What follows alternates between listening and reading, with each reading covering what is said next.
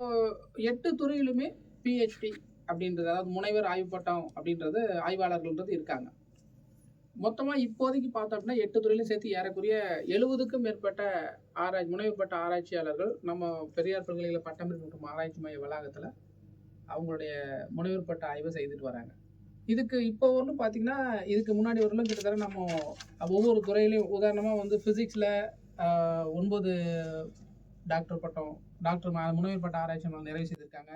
இங்கிலீஷ்ல 9 பேரு, MBA 7, computer science 10 பேர், பயோடெக்னாலஜில 5, அது மாதிரி ஜியாலஜில, மேத்தமெட்டிக்ஸ், கம்ப்யூட்டர் சயின்ஸ், இது மாதிரி ஒவ்வொரு துறையிலையும் இதுவரை ஏறக்குறைய ஒரு 60, 70 மாணவர்கள் வந்து முனைவர் பட்ட ஆராய்ச்சியை நம்ம வளாகத்தில் நிறைவு செஞ்சு அவங்க இப்ப டாக்டர் ஆயிட்டு, ஐ மீன் அந்த முனைவரா நம்ம பிஹெச்டி டாக்டர்ஸ் அவங்க வந்து பல்வேறு துறைகள்ல நேஷனல் இம்பார்ட்டன்ட் இன்ஸ்டிடியூஷன்ல டெல்லி வரையிலும்னா இங்க முடிச்சவங்க, சயின்ஸ் டிபார்ட்மெண்ட்ல முடிச்சவங்க அவங்க பணியாற்றிட்டு இருக்காங்க. இல்ல அது சார்ந்த இப்ப நிகர்நிலை பல்கலைக்கழகம் சொல்லுவோம், டீம்டு யூனிவர்சிட்டி, பிரைவேட் யூனிவர்சிட்டி, அந்த பல்கலைக்கழகத்திலையும் பேராசிரியர்களா பணியாற்றிட்டு வராங்க.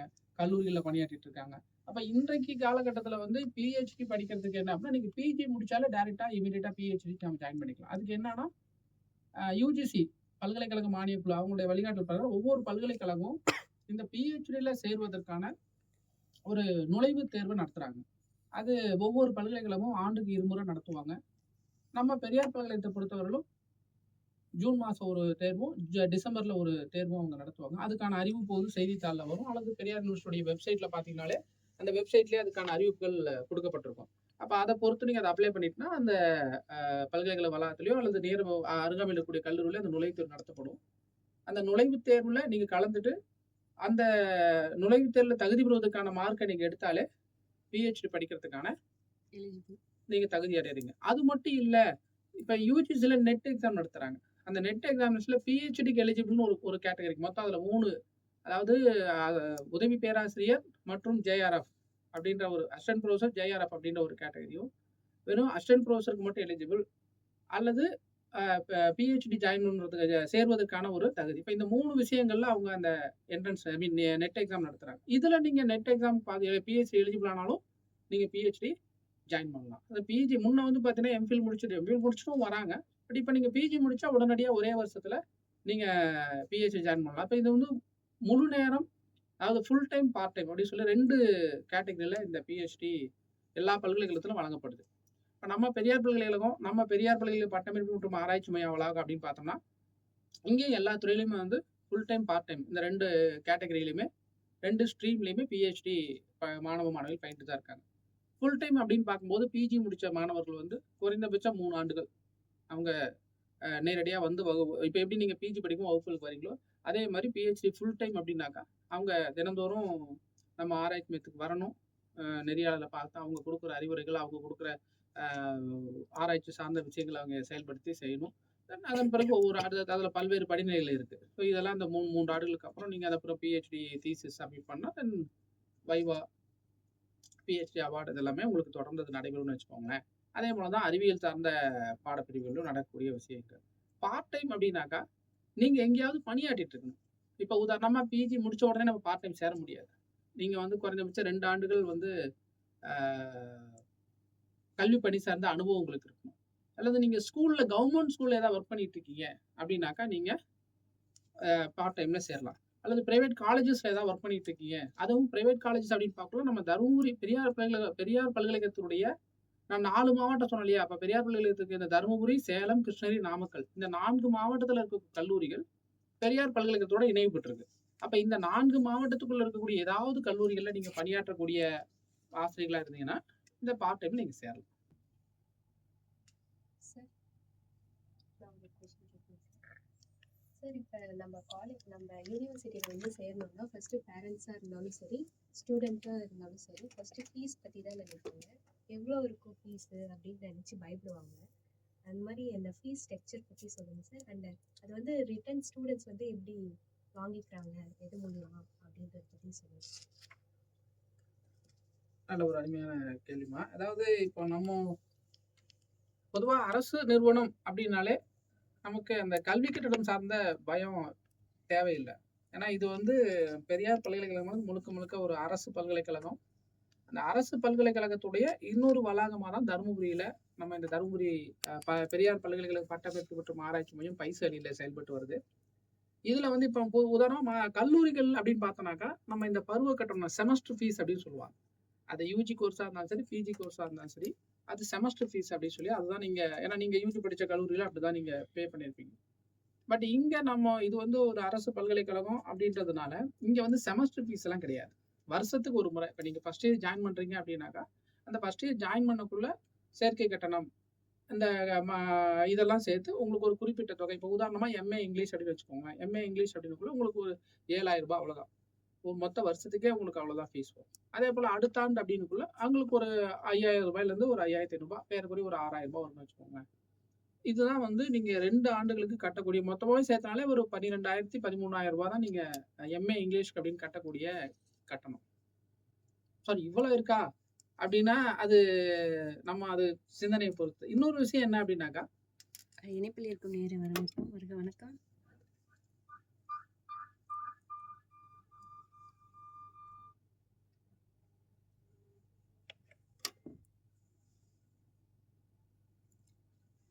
இது இன்னொரு விஷயம் என்ன அப்படின்னாக்கா, நமக்கு இங்க இந்த பல்கலைக்கழகத்துல முதன்மை வளாகமாகட்டும் அல்லது இங்க நம்ம தருமபுரி வளாகமாகட்டும் எங்க சேர்ந்து பயிலக்கூடிய மாணவ மாணவிகள் அனைவருக்குமே தமிழக அரசுடைய கல்வி உதவித்தொகை என்ன ஒரு ஏதாவது குறைகள் இருந்தாலும் கூட அந்த குறைகளை எங்க பல்கலைக்கழக அலுவலகத்தின் மூலமாக இவர்களாக சென்று இப்போ மாவட்ட நிர்வாகத்தில் சென்று அது சம்பந்தப்பட்ட துறைக்கு சென்று அந்த மாணவ மாணவிகளுக்கு கல்வி உதவித்தொகை பெற்றுத்தந்து வராங்க. இப்போ இதுவரையில் எந்த ஒரு மாணவ மாணவிக்குமே வந்து ஸ்காலர்ஷிப் கல்வி உதவித்தொகை பெறல அப்படின்ற எந்த ஒரு குறையும் இங்க இல்லை. அப்ப இதுல பாத்தீங்கன்னா ஏறக்குறைய அவங்களுக்கு கட்டுற பணம் முழுசாவே அவங்களுக்கு அந்த பணம் திரும்ப வந்துடும்.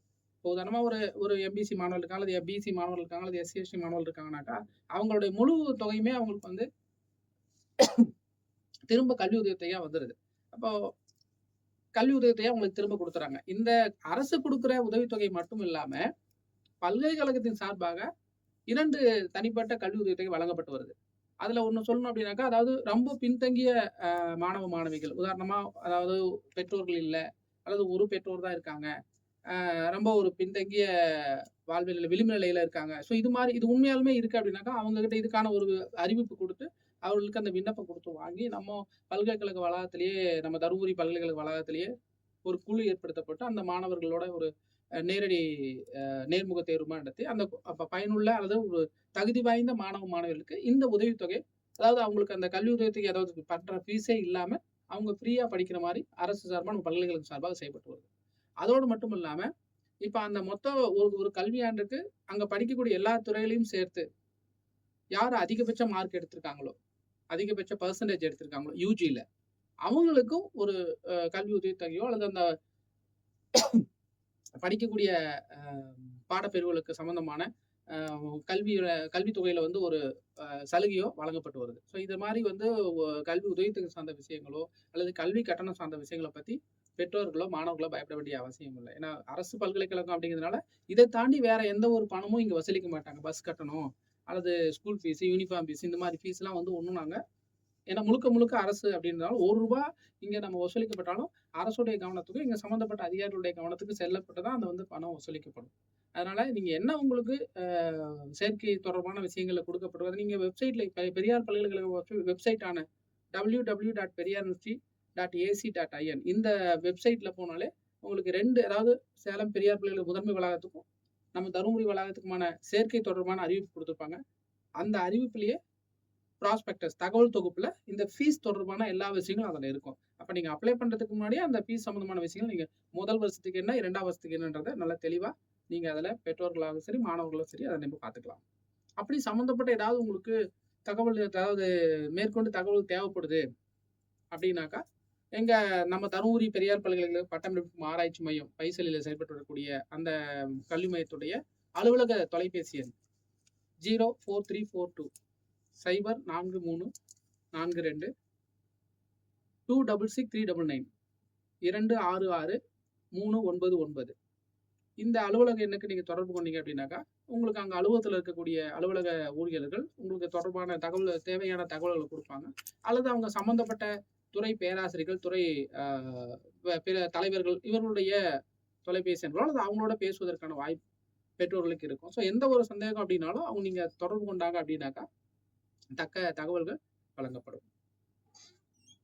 சார் இப்போ வந்து யூஜி முடிச்சுட்டு இப்போ நிறைய பேர் இருக்காங்க சார். பிஜி சேர்றதுக்காக இருப்பாங்க சார். சில காலேஜஸ் யூனிவர்சிட்டில பார்த்தீங்கன்னா என்ட்ரன்ஸ் எக்ஸாம் வந்து வைப்பாங்க சார். இப்போ நம்ம யூனிவர்சிட்டில வந்து அந்த மாதிரி என்ட்ரன்ஸ் எக்ஸாம் எதனா பிஜி சேர்றதுக்கு இருக்கா சார்? அது மட்டும் இல்லாம இவ்வளோ பெர்சன்டேஜ் எடுத்தாதான் வந்து பிஜி சேரணும்னு சொல்லிட்டு சில காலேஜஸ்லலாம் இருக்கும் சார். அந்த மாதிரி எதனா இருக்கா சார்?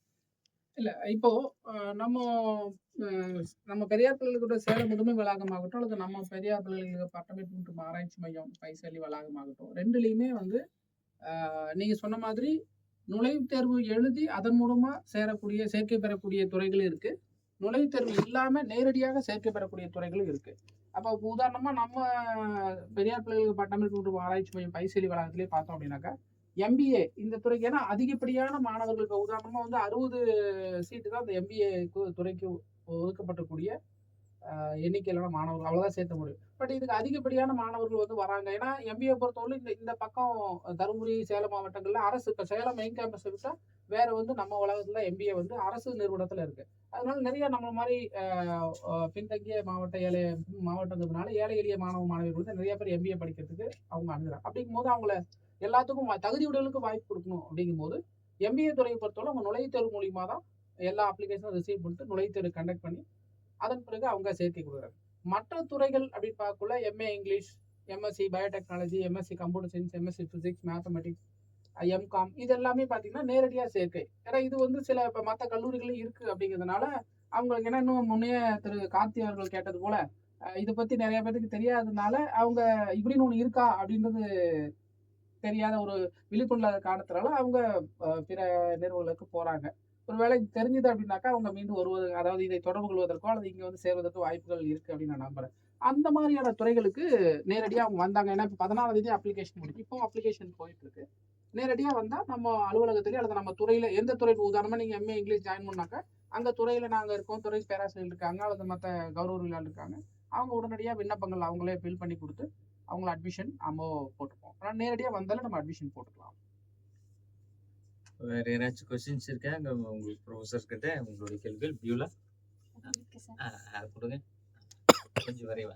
சார் இப்போ வந்துட்டு பிஏ முடிச்சுட்டு இப்போ ஸ்ட்ரெயிட்டா எம்ஏ இங்கிலீஷ் வந்துட்டு ஜாயின் பண்றாங்க சார். இப்போ வந்துட்டு அதே பிஏல வந்துட்டு மேஜர் தமிழ் எடுத்துட்டோ இல்ல வேற ஏதாவது சப்ஜெக்ட் எடுத்துட்டு இப்போ திடீர்னு வந்துட்டு இங்கிலீஷ் எடுக்கலாமா, அந்த மாதிரி எல்லாம் ஏதாச்சும் கிராஸ் மேஜர்ல பண்ணலாமான்னு கேட்குறேன். நல்ல கேள்விமா. அதாவது எந்த ஒரு துறையா இருந்தாலும் பார்த்தீங்கன்னா அதுல முதன்மை பாடம் படிச்சிருக்கணும். இப்போ கோர் சப்ஜெக்ட் அப்படின்னு சொல்லுவாங்க. அந்த கோர் சப்ஜெக்ட் இப்போ நீங்க கேட்ட மாதிரி பிஏ இங்கிலீஷ் படிச்சு எம்ஏ இங்கிலீஷ் வரும், அதுதான் வந்து ப்ரிஃபரன்ஸா இருக்கும். பட் என்ன அப்படின்னா சில பேருக்கு வந்து எம்ஏ இங்கிலீஷ் படிக்கணும் அப்படின்னு ஆர்வம் இருக்கும். அவங்க வரலாமா அப்படின்னு ஒரு சந்தேகமும் பயமும் இருக்கலாம். அந்த மாணவர்கள் என்ன அப்படின்னா அவங்களுக்கு என்ன தகுதினா அவங்க யூஜி படிச்சிருக்கும் போது பிஎஸ்சி கெமிஸ்ட்ரியோ, பிஎஸ்சி மேக்ஸோ, பிஏ தமிழ் எது வேணாலும் படிச்சிருக்கலாம். பட் அதில் அந்த பார்ட் 2 இங்கிலீஷ் இருக்கு இல்லையா, ஃபவுண்டேஷன் இங்கிலீஷ் நீங்கள் படிச்சிருக்கீங்க. அந்த ஃபவுண்டேஷன் இங்கிலீஷ் படிச்சிருந்தாலே நீங்கள் எம்ஏ இங்கிலீஷ் ஜாயின் பண்ணலாம். அதுக்கான நல்லதுங்க சார். இப்போ அடுத்தது அவங்க ஸ்டூடெண்ட் ஜெயஸ்ரீ ஒரு கொஸ்டின் கேட்குறாங்க. சார் நான் இப்போ மாணவர்களுக்கு ஒரு சந்தேகம் இருக்கும் சார். யூஜியில் வந்து நான் என்எஸ்எஸ்ல இருந்தேன், இப்போ இங்கே வந்து நான் என்எஸ்எஸ்ல சேரலாமா அப்படின்னு ஒரு சந்தேகம் இருக்கு சார். அதுக்கான வாய்ப்பு நம்ம யூனிவர்சிட்டியில் இருக்கா சார்? நிச்சயமாமா. அதாவது நம்ம கல்வி சார்ந்த இது மட்டும் இல்லாமல் எக்ஸ்ட்ரா கரிக்குலர் ஆக்டிவிட்டிஸ் அப்படின்னு சொல்லுவோம். அதில் வந்து நம்ம பெரியார் பல்கலைக்கழக பட்டமளிப்பு மற்றும் ஆராய்ச்சி மைய வளாகத்தில் என்எஸ்எஸ், ஒய்ஆர்சி, ஆர்ஆர்சி போன்ற மாணவர்கள் திறன் வளர்க்கக்கூடிய மற்ற வாய்ப்புகளும் அவங்களுக்கு இருக்குது. இப்போ என்எஸ்எஸ்லாம் பொதுவாக என்னென்னா மற்ற கல்லூரியில் இருக்கிற மாதிரியும் அல்லது நம்ம பல்கலைக்கழக வளாகத்தில் இருக்கிற மாதிரி என்எஸ்எஸ்க்குன்னு ஒரு திட்ட அலுவலர் இருக்காங்க. அவங்க வந்து அதாவது சமுதாயம் சார்ந்த பணிகளும் அது மட்டும் இல்லாமல் வருஷம் ஒரு முறை அவங்க வந்து சிறப்பு முகாம் வெளியே அருகாமையில் இருக்கக்கூடிய கிராமத்துக்கு போயிட்டு அங்கே இருக்கக்கூடிய அந்த கிராம பகுதியில் பல்வேறு அரசு திட்டங்கள் அல்லது பல்வேறு விஷயங்கள் தொடர்பான விழிப்புணர்வுகளை கிராம மக்களிடையே ஏற்படுத்துறது. மாணவர்களுக்கும் நம்ம கல்வியிலிருந்து ஒரு 7 நாட்கள் கொஞ்சம் வெளியில வந்து ஒரு புதுவிதமான ஒரு அனுபவத்தை பெறணும் அப்படின்றதுனால இந்த மாதிரியான விஷயங்கள் அவங்களுக்கு வழங்கப்படுது. அதனால கண்டிப்பா வந்து முதலாம் ஆண்டு சேரக்கூடிய மாணவர்கள் என்எஸ்எஸ்லயும் அவங்க சேரலாம். ரொம்ப நல்லதுங்க சார். முழுக்க உங்களுடைய மாணவிகள் நீங்களே இந்த நிகழ்ச்சி எவ்வளவு நேரம் கொடுத்துட்டு இருந்தீங்க. நிறைவா ரொம்ப ஒரு சில மணித்துளிகள் இருக்கு. நிறைவா இவங்களுடைய பயிற்சிகள் குறித்தும் நம்மளுடைய பெரியார் பல்கலைக்கழகத்தினுடைய சேர்க்கை குறித்தும் உங்களுடைய நிறைவான கருத்து. நிச்சயமா சார், நன்றி. ரொம்ப மகிழ்ச்சியா இருக்கு. ஏன்னா எங்க துறை மாணவிகள் வந்து அவங்களே முன்ன சொன்னது போல நாங்க அங்கேயே 2 பேர்த்துட்டயே பேச மாட்டோம், மேடையிலேயே ஏற மாட்டோம் அப்படின்னு இருந்தாங்க. பட் அவங்க தொடர்ந்து நாங்க எங்க துறையில என்ன பண்ணுவோம் அப்படின்னாக்கா, எல்லாத்துக்கும் வாய்ப்பு குடுக்கணும். ஏன்னா ஒருத்தரே செய்றவங்களே செய்துட்டு இருந்தாங்கனாக்கா, செய்யாதவங்க அவங்களுக்கான அந்த திறன வளர்த்துக்கிறதுக்கான வாய்ப்பு இல்லாம போயிரும். அந்த வகையில நாங்க எங்க எங்க துறைய பொறுத்தவரை எல்லாருமே ஒரு எந்த நிகழ்வா இருந்தாலும், நாங்க வந்து உட்காந்து தான் இருப்போம். இதெல்லாம் செய்யணும்னு அவங்களுக்கு வழிகாட்டிருவோம். அவங்க இப்ப நீங்க செய்ய வேண்டிய வேலையை தான் இப்ப நான் செஞ்சிருக்கிறேன். நான் நிகழ்ச்சி நடத்துறது பதிலா அவங்களே செய்யட்டுமே. சிறப்பு, சிறப்பு சார். நீங்க மீன் பிடிக்க கத்துக் குடுத்துட்டீங்க. அதனால அவங்க பசிக்கும்போது சாப்பிட்டுக்குவாங்க. ஸோ அந்த வகையில அவங்க எங்க போனாலும் அவங்க ஏன்னா இங்கேருந்து ஒரு கல்லூரிக்கு பணியாற்ற போறாங்க. அங்க ஒரு துறை தலைவராகலாம், அங்க ஒரு பேராசிரியராகலாம். அப்ப இந்த மாரி ஒரு ஒருங்கிணைக்கக்கூடிய திறன் அவங்களுக்கு வளரணும். அதுதான் நம்ம பிஏ படிச்ச மாரியே இங்க வந்து வெளிய எம்.ஏ போனா அது எந்த ஒரு பிரயோஜனமும் கிடையாது. அந்த வகையில அவர்கள் இப்போ ஒரு நிகழ்வ ஒருங்கிணைக்கக்கூடிய அளவுக்கு வந்திருக்காங்க அப்படின்னும்போது ரொம்ப மகிழ்ச்சியா இருக்கு. ஸோ அந்த அந்த நிகழ்வு ஏன்னா இவங்க இந்த இன்டர்ன்ஷிப் அப்படிங்கும்போது நான் இப்போ முதல்ல உங்கள தான் யோசிச்சேன். ஏன்னா போன தடவ வந்த மாணவர்களும் ரொம்ப ஒரு சிறப்பா அவங்களுடைய செயல்பாடுகள் அது தெரிஞ்சது. இங்க வந்துட்டு வந்ததுக்கப்புறம்.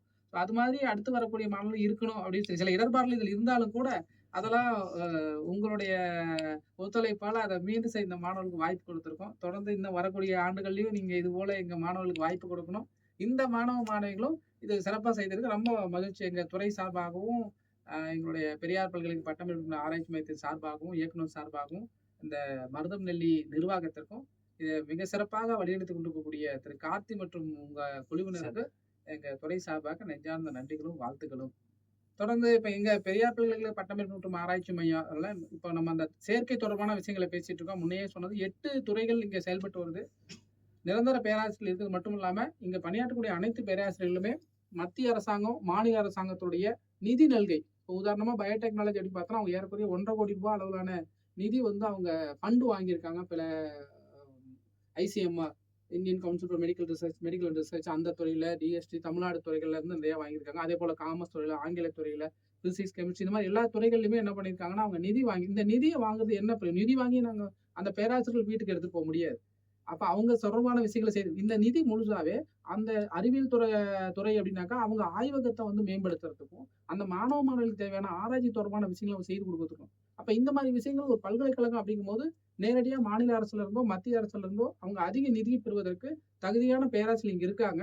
அந்த பேராசிரியர் இருக்கிற காரணத்தினால இந்த நிதி வாங்கி மாணவ, மாணவிகளுக்கு அதுக்கு மேற்கொண்டு அவங்க கல்வி சார்ந்த விஷயங்கள தங்களை மேம்படுத்திக்கிறதுக்கு ஒரு மிகப்பெரிய வாய்ப்பா இருக்கும்னு வச்சுக்கோங்களேன். ஸோ இவங்க வந்து அது மட்டும் இல்லாம இங்க இருக்கக்கூடிய அனைத்து துறை மாணவ, மாணவிகளுமே வருஷம் ஒரு முறை இண்டஸ்ட்ரியல் விசிட் தொழில்முறை பயணங்கள் வெளியே பல்கலைக்கழகத்துக்கோ அல்லது அந்தந்த துறை சார்ந்த ஆராய்ச்சி நிறுவனங்களுக்கோ இந்த மாணவர்களை அழைத்து போய் செய்முறை தொடர்பான விளக்கங்களும் அவங்களுக்கு இன்னும் கொடுத்துட்டு வராங்க.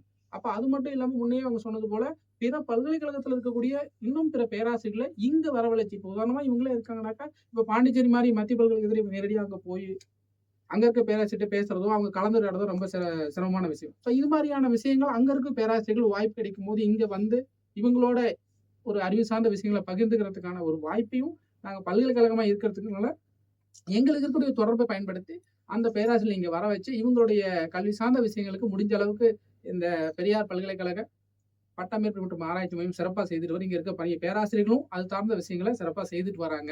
அந்த வகையில யூஜி முடிச்ச மாணவ, மாணவியர்கள் இங்கு பயிற்றுவிக்கப்படக்கூடிய MA English, MCom, MBA, MSc computer science, mathematics, physics and MCom இந்த 8 துறைகளையும் விருப்பக்கூடிய மாணவ, மாணவியர்கள் சேர்க்கை பெற்று நீங்க உங்களுடைய மேற்கல்வியை தொடரணும். அலுவலக தொடர்பு என்னன்னா 0434226639 இந்த அலுவலக எண்ணுக்கு நீங்க தொடர்பு கொள்ளணும்னா மேற்கொண்டு உங்களுக்கு தேவையான தகவலை இங்க உங்களுக்கு வழங்க தயாரா.